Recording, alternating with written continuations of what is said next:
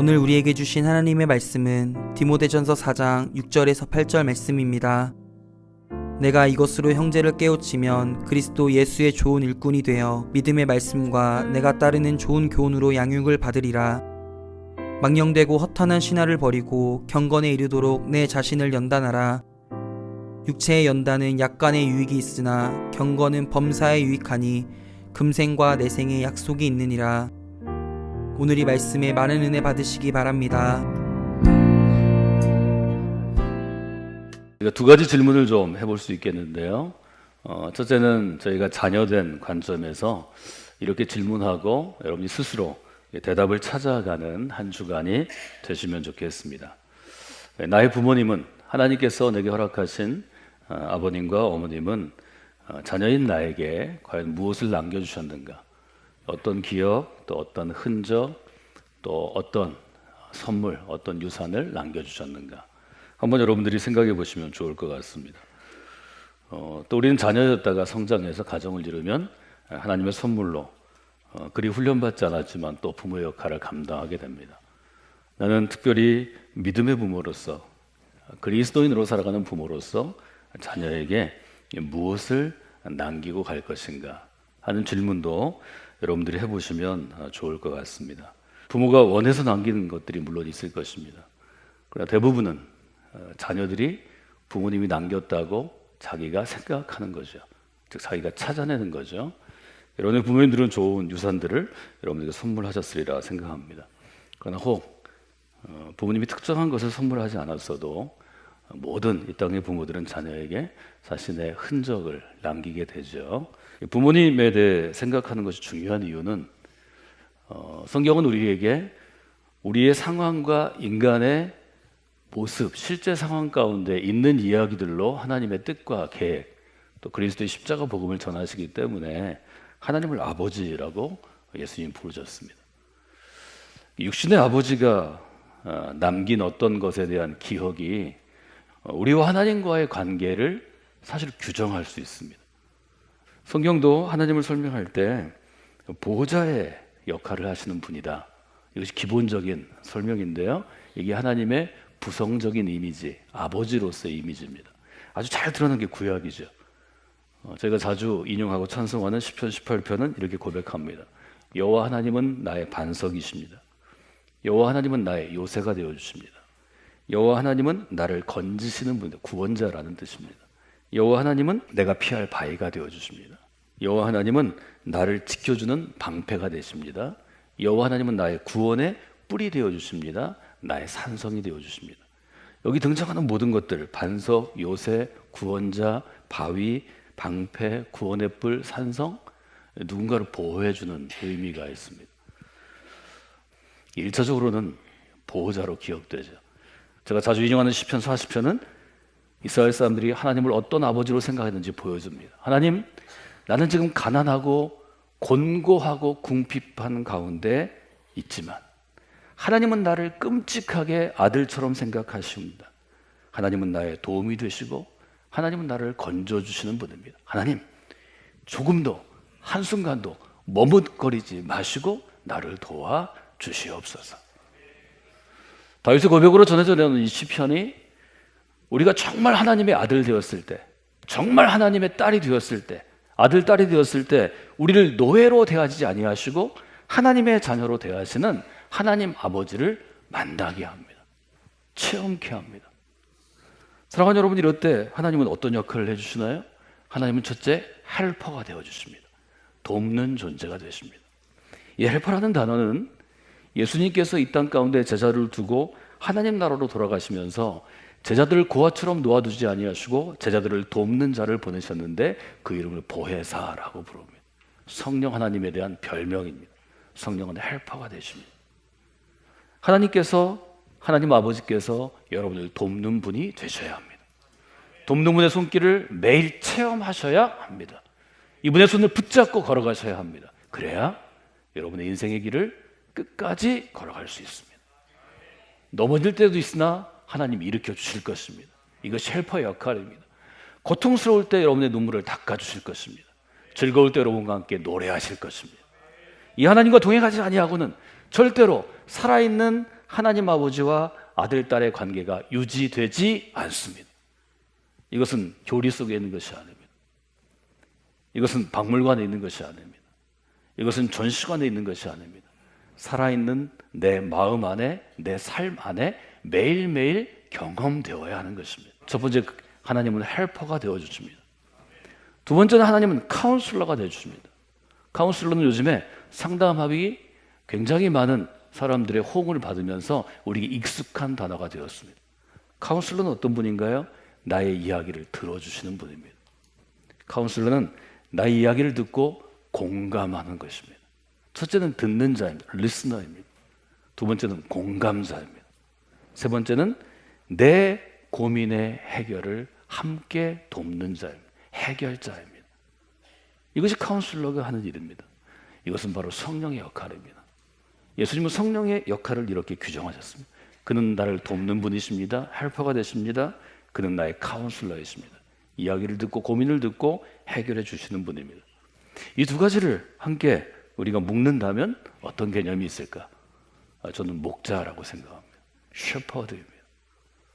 예수님은 이 점을 명확히 하셨기 때문에 스스로를 나는 목자입니다. 이렇게 고백하십니다. 요한복음 10장에 보면 에고 에이미 부문 나는 무엇입니다? 나는 선한 목자입니다. 나는 내 양을 알고 양은 나를 압니다. 아버지께서는 나를 아시고 나는 아버지를 압니다. 나는 양을 위하여 내 목숨을 버리는 목자입니다. 오늘 저희가 함께 읽은 디모데서는 바울과 디모데의 관계가 아름답게 그려져 있죠. 너무 잘 나와 있죠.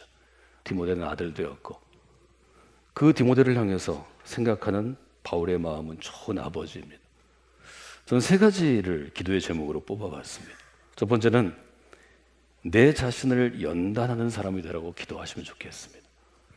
7절입니다. 망령되고 허탄한 신화를 버리고 경건에 이르도록 내 자신을 연단하라. 그리스도인이 된다는 것은, 그리스도인으로 인생을 살아간다는 것은 자신을 스스로 연단하는 사람이 되는 것입니다. 내 자신을 연단하는 말은 내 자신을 훈련하라 하는 것입니다. 훈련의 목표는 어떤 것인가요? 연습과 훈련의 목표는 아주 분명히 지금 디모데서가 우리에게 도전하는 것처럼 경건에 이르도록 너 스스로를 훈련하라. 여기 쓰인 경건은 신약성서에 15번 쓰인 유세베이아라는 단어입니다. 이때의 경건은 어떤 것인가요? 주님이 얘기하신 것처럼 나 자신의 욕심과 나 중심의 삶을 살아가는 인간이 나 중심의 삶을 벗어버리고 포기하고 십자가에 못 박고 하나님 중심의 삶으로 전환하는 것입니다. 하나님 앞에 서서 하나님 중심의 삶을 살겠다고 결심하는 것입니다. 물론 100% 이렇게 되지는 않을 것입니다. 결심하고 그 방향으로 계속 나아가는 것입니다. 그 방향으로 나아가려면 망령되고 허탄한 이야기, 신화의 길을 뺏겨서는 안 됩니다. 여러분, 얼마나 많은 사람들이 자녀들을 성공시키기 위해서 노력하는 사회가 우리 사회입니다. 그 성공을 위해서 여러분들은 아이들에게 열심히 공부하게 하고 좋은 과외도 시키고 좋은 학교 보내고 특정한 직업을 갖도록 우리는 강요합니다. 그것이 망령되고 허탄한 신화가 될 수 있습니다. 이것은 여러분이 성숙할수록 여러분 자신을 그렇게 돌아보셔야 합니다. 그것이 여러분도 살고 여러분의 자녀도 살고 한국 교회가 살고 한국 사회가 사는 길입니다. 두 번째로 우리가 볼 수 있는 것은 12절의 말씀을 제가 생각했는데요. 12절의 말씀을 묵상하게 되었습니다. 누구든지 너의 연수함을 업신여기지 못하게 하고 말과 행실과 사랑과 믿음과 정절에 있어서 믿는 사람에게 본이 되어라. 디모데는 목회하면서 아주 큰 어려움을 겪었습니다. 바울의 가르침대로 또 바울이 그를 후계자로 세웠기 때문에 후임 목사로 세웠기 때문에 문제가 없을 것으로 생각했지만 그렇지 않았습니다. 교인들이 그를 따르지 않았습니다. 인정하지 않았습니다. 바울의 설교에는 은혜 받았을지 모르지만 디모데의 설교는 거절했습니다. 바울의 7이 바울이 목회자로서 충고하고 결정하는 것을 따랐을지 모르지만 디모데는 거절했습니다.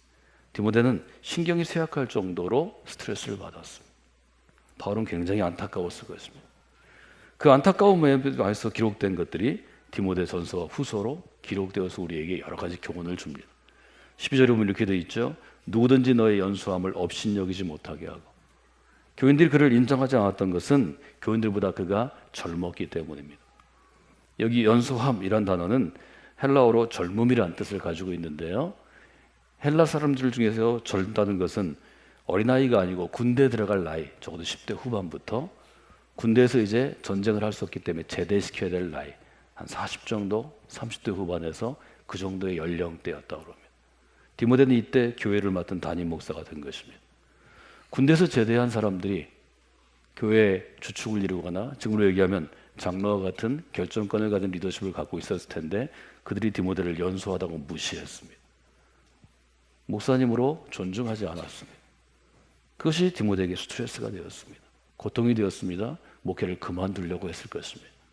바울이 디모데를 붙잡고 간절하게 얘기합니다. 핵심은 이것입니다. 믿는 사람들에게 너는 본이 되어야 되겠다. 이것이 너의 연소함을 극복할 수 있는 하나님의 무기요 하나님의 능력이 될 것이다. 여러분, 본이란 어떤 뜻인가요? 이때 사용된 헬라어는 망치로 때리고 두드려서 생긴 우그러진 자국을 의미합니다. 디모데는 지금 만들어져가는 과정 가운데 있습니다. 그것이 연소함입니다. 아직 젊고 경험이 적고 치리하는 목회하는 교우들보다 젊습니다.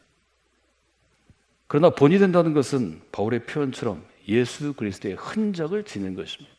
아무리 젊어도 그리스도 때문에 찔린 자국이 있으면 사람들은 그 자국에 무릎 꿇는 것입니다. 아무리 미숙해도 그리스도 때문에 아픈 상처가 있으면 그 상처가 그에게 능력을 주는 것입니다. 이 본은 굉장히 중요한 것입니다. 이것은 틀이 될 수도 있고 본보기가 될 수 있습니다. 바울은 그래서 너희는 나를 본받는 자가 되라고 가장 속썩인 고린도 교인들에게 도전합니다. 이 본이라는 단어가 아주 중요합니다. 삶에 새겨진 그리스도의 흔적입니다. 여러분, 우리 자녀들이 믿음의 본이 그 나이에 맞게 새겨지는 인생이 되어야 합니다. 믿음의 본이 있어야 믿음의 공동체 리더십이 될 수 있습니다. 믿음의 본은 어디에 있어 있나요? 말에 있는 것입니다. 행실에 있는 것입니다. 사랑에 있는 것입니다. 믿음에 있는 것입니다. 정절에 있는 것입니다. 바울은 5가지 분야를 이야기합니다. 스스로 자기를 훈련하고 믿음의 본을 보이도록 노력할 때 우리의 삶에는 아름다운 열매가 맺힙니다. 그 열매는 어떤 것일까요? 15절을 함께 읽겠습니다.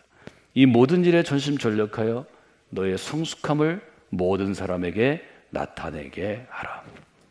이 부분은 저희가 읽는 개역 개정판 이전의 성경은 이 모든 일에 전심전력하여 너의 진보를 모든 사람에게 나타내게 하라 이렇게 번역했습니다. 근데 지금은 너의 성숙함을 모든 사람에게 나타내게 하라로 우리가 좀 더 뜻을 구체화시켰습니다. 앞에 부분 전심전력하다는 것은 뭘 얘기하나요? 어떤 일에 나 자신을 푹 담그는 것입니다. 우리는 대전에 살기 때문에 푹 담그는 것의 의미를 압니다. 전심전력한다는 것은 푹 담그는 것입니다. 즉 헌신하는 것입니다. 헌신은 푹 담그는 것입니다. 여러분, 우리 교회 안에 여러분의 삶을 푹 담그시는 분들이 되셔야 합니다. 그래야 신앙의 진수를 체험하고 깨닫게 됩니다.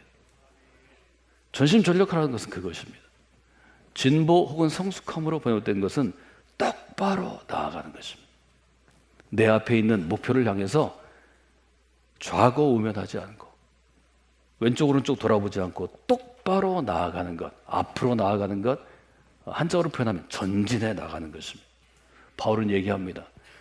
지금 너의 연소함 때문에 혹은 너의 미숙함 때문에 혹은 너의 인간적인 단전 때문에 어려울 것이다. 그래도 하나님이 주신 표대를 향하여 정말 좋은 그리스도인이요 목회자가 되기 위해서 똑바로 걸어가야 한다. 전심전력하여 똑바로 걸어가다 보면 교인들이 너를 존중하게 될 것이다. 너의 말씀에 귀 기울일 것이다. 교회가 세워질 것이다. 여러분, 성숙함은 어떤 것인가요? 성숙함은 유능한 것이 아닙니다. 성숙함은 내가 마땅히 가야 할 목표점을 향해서 오늘도 걸어가는 것입니다. 계속해서 걸어가는 것입니다. 다른 방향으로 가지 않고 계속해서 쉼 없이 목표점까지 끝까지 걸어가는 게 성숙함입니다. 여러분, 우리 모두는 성숙한 그리스도인이 되어야 합니다. 그리스도의 인생은 어떤 인생입니까? 성숙함을 향해 나아가는 인생입니다. 부모의 역할은 어떤 역할입니까? 자녀들이 성숙한 그리스도인이 되도록, 성숙함에 이르도록 안내자요, 스승이요, 모델이요, 본이 되어주는 것입니다. 여러분이 그런 역할들을 감당하는 믿음의 부모들이 되시기를 주님의 이름으로 부탁을 드립니다. 자녀들을 위해 기도하십시오. 너 스스로를 훈련하는 인생이 되어야 한다. 부모가 간섭하지 않아도, 선생님이 코치가 얘기하지 않아도 스스로 훈련하는 그리스도인이 될 때, 그때 여러분이 손들 때입니다. 너 자신의 인생 가운데 믿음의 본이 새겨져야 한다. 그 본을 자꾸 보여주거라. 믿음의 본이 새겨져야 진짜 좋은 사람이 됩니다. 그리고 너의 성숙함을 모든 사람에게 나타내서 내가 죽는 그날까지 주님 주신 표대를 향하여 변함없이 쉼 없이 길에서 벗어나지 말고 앞으로 나아가라. 여러분 그렇게 기도하시고 여러분이 그렇게 살아가시기를 원합니다. 그때 우리는 정말 좋은 부모의 역할을 감당할 수 있고 정말 좋은 자녀들을 세울 수 있을 것입니다. 우리 교회 가운데 이런 믿음의 부모, 믿음의 자녀들이 계속해서 세워지는 귀한 역사이도록 여러분 기도해 주시고 마음과 뜻을 다해 전심전력하여 우리의 성숙함을 모든 사람에게 나타내는 귀한 한 주간이 되시기를 주님의 이름으로 축원해 드립니다.